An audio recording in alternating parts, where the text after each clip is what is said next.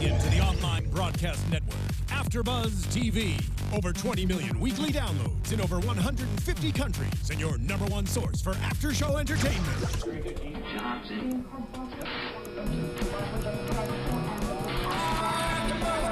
AFTERBUZZ TV, the destination for TV superfans.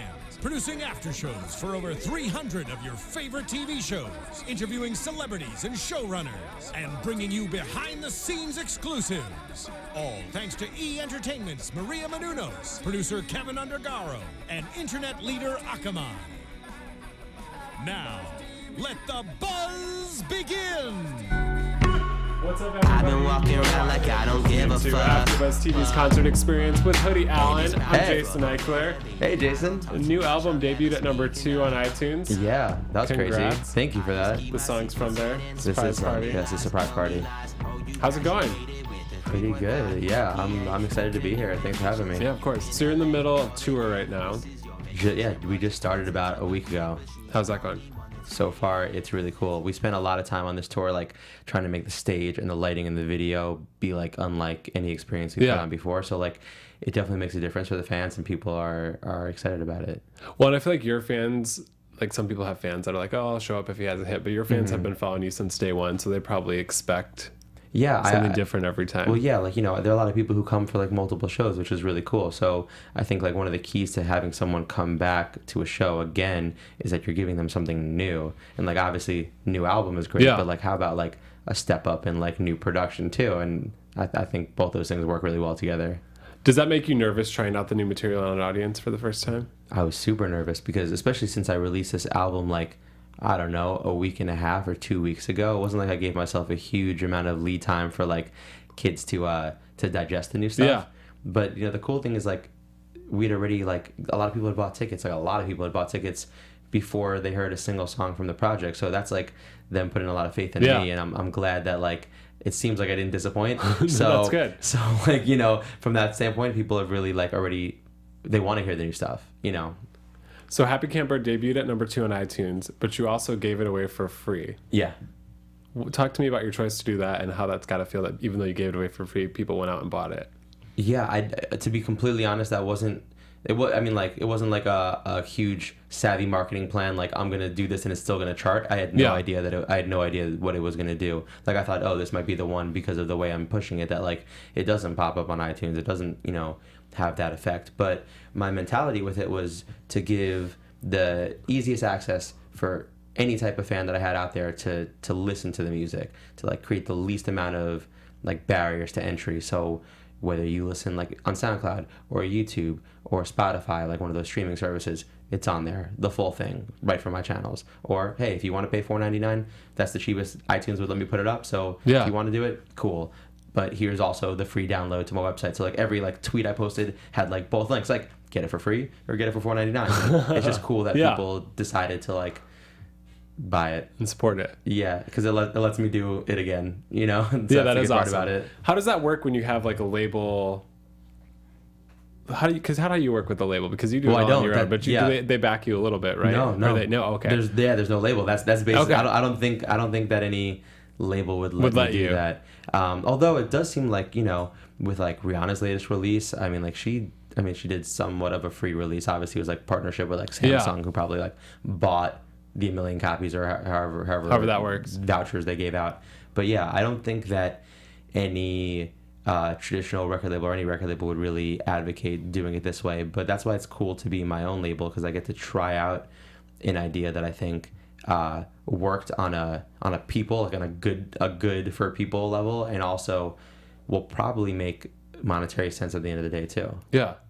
Do you, now that you're like blowing up and getting bigger, do you ever think about signing up for a label or getting a bigger team just so it's not so much pressure on you all the time? Well, I got to work with Atlantic's radio staff for All About It, because Ed is on like Warner Atlantic for the world. So when I did the collaboration with him, I got to see what it was like to work with a major label radio staff, and they were really great and awesome, and did make that song like it got played in LA radio and all over, and that was pretty incredible. But there's still some things that I really like about being independent, which just allows me to be so direct with the people and do something like that, where it's just like, well, this is my plan, and I don't have to consult it, and I didn't have to consult anyone on whether we had a hit single. Like, it's just like, here's a project, and I think it works, and let's see, without like having to agonize, the layer of like bureaucracy that goes what's into the first it. single, what's the second single? Yeah, which I get why people do that. There's a lot of money that gets invested at that, that people want to make their money back. They have a whole staff of like hundreds of people in their office, but I don't know, there's something that's definitely gratifying about not having to deal with all that stuff. So as you prepared for this album, Mm-hmm. your fans obviously expect something from you. It's not like your first record where you're just kind of putting stuff out there to see if it sticks. For sure. What do you do to sort of make it different and stand out against your other projects? I actually think that that's a good question. I think one of the biggest things is trying not to think about it like that. Okay. I think on my the album before this it's called People Keep Talking. I think I thought a lot about like, oh, how do I make this different? Or like, do we have a song that sounds like this one that really worked before? And like you start putting your music almost into a box to be like, okay, well, I know that I have a type of fan like this that likes this sound. Do I have something for them on this project? Oh, okay. And then like you kind of pigeonhole yourself. So on this latest release, Happy Camper, I just sort of wanted to make stuff that I liked, and I didn't think about like what would rise to the top or what would be like, what should be the single. Like really, like I just made all this music, and then I took a step back from it and said, okay, now let's plan a video. Now let's plan the art. And like, I think it was also a relatively fast process. Like instead of it taking a year, it took maybe 3 or 4 months. So I didn't have time to sit with it and be like, is this good enough? Like I just put it out into the world, and if it's good enough, they'll decide, rather than being anxious person with it. It's interesting you say that though, because when I listen to it, it sounds very sonically cohesive. I think that comes because I worked with some of the same people on it throughout, and when you do make music like really close to each other like that, I think some of those things tend to pop out. I think almost sometimes when you spend more time on a project and like people are like, oh, let's work with this producer, he's really hot right now, or let's find this, you can get a lot of really good songs, but they don't exactly match with each other. And yes, you're like, okay, well, this is a cool project, it's a cool collection of songs. It doesn't go together. It's not, it doesn't exactly make sense together. So Happy Camper is sort of a sarcastic title. Yeah, that's what I've been describing it as. Like I think like Happy Camper is a phrase that's like very, what do you call it? Like it's a very popular, right? Like people understand what it means on the surface. It's like happy-go-lucky, like he's a happy camper, and I think like that's totally cool to describe me as. I think that's how it came. Like someone said that to me on like Twitter. And it sort of stuck with me as a title because it made me realize like that's what we put out there to the world. Like we put that version of ourselves out there that's like always smiling, always doing something that's like, wow, I wish I was there. And that's not really like any person. Like there's no person who's like that 24/7. Yeah. So I wanted to like break down that wall a little bit and be like, look, I feel stressed out. I feel anxious.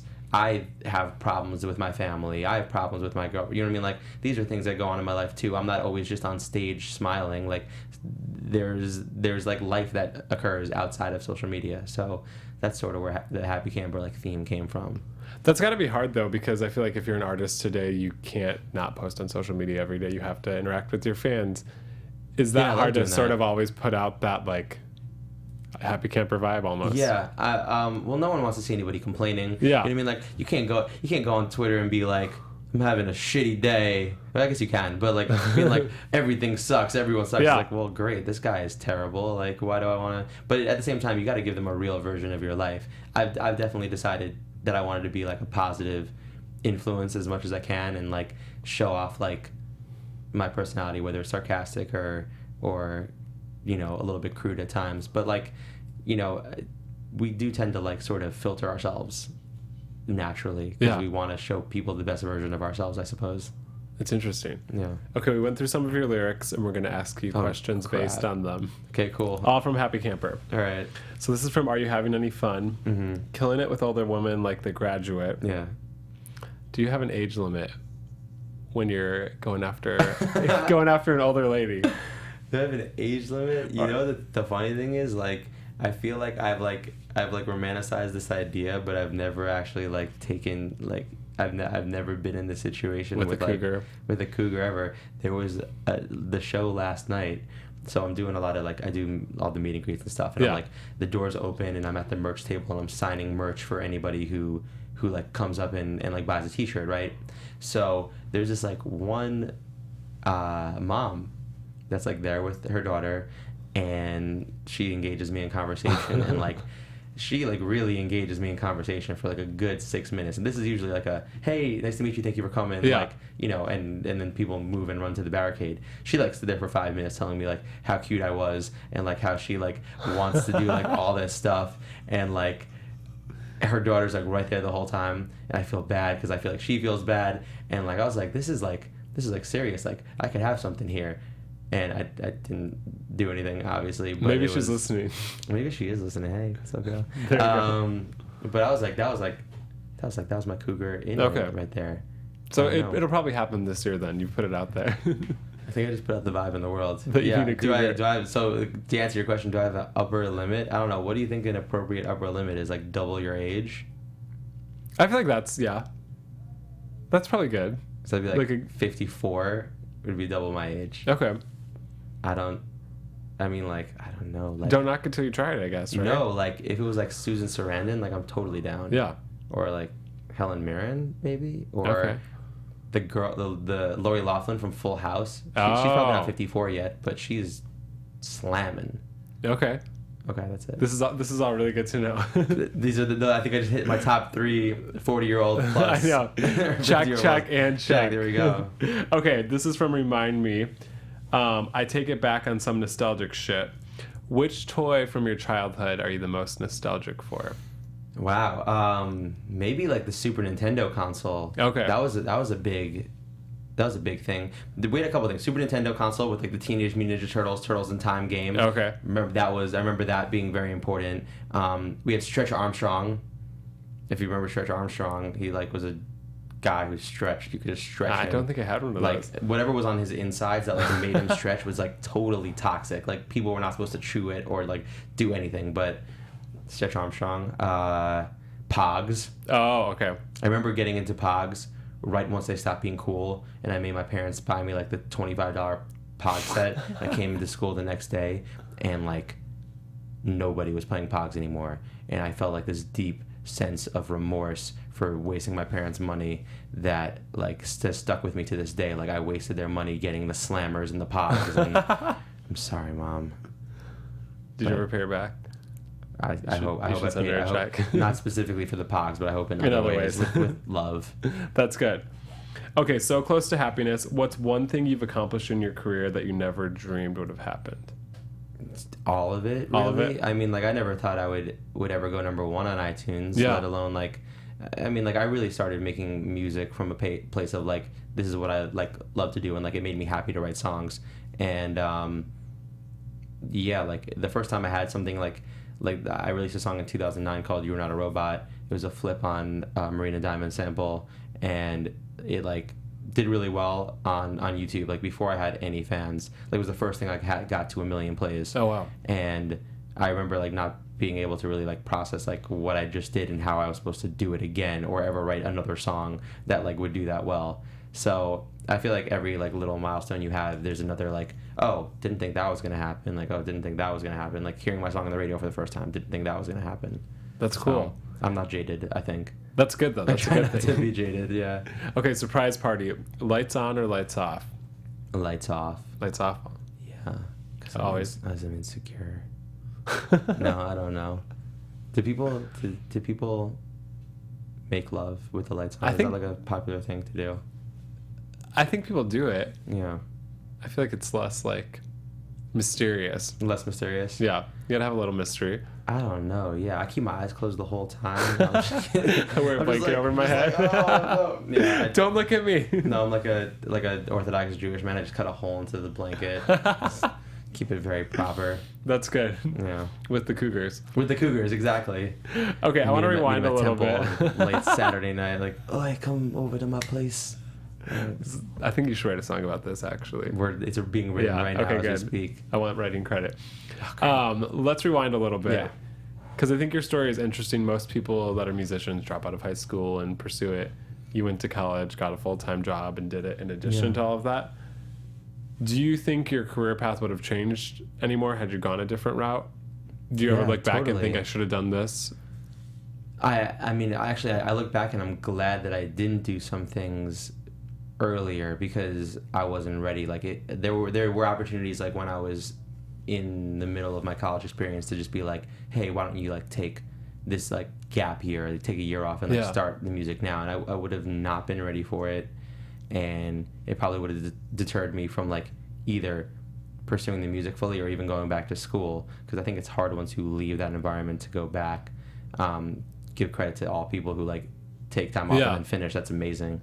I think for me, it all worked out like serendipitously. Like I was finishing school and then like the music started like coming to a place where like I could see it as a career. Yeah. So I don't know. Yeah, I think about all that stuff all the time. I think about what if I didn't do this. Like I was in this one studio on this one day and like that song didn't get made. That was like then your biggest like launching pad. Like all that butterfly effect. You go down a rabbit hole though. Yeah, you can go down the rabbit hole so far. But basically, I guess I'm glad the timing worked out as it did, and then I can say like, oh, I finished college. Like I went there and finished it. You know.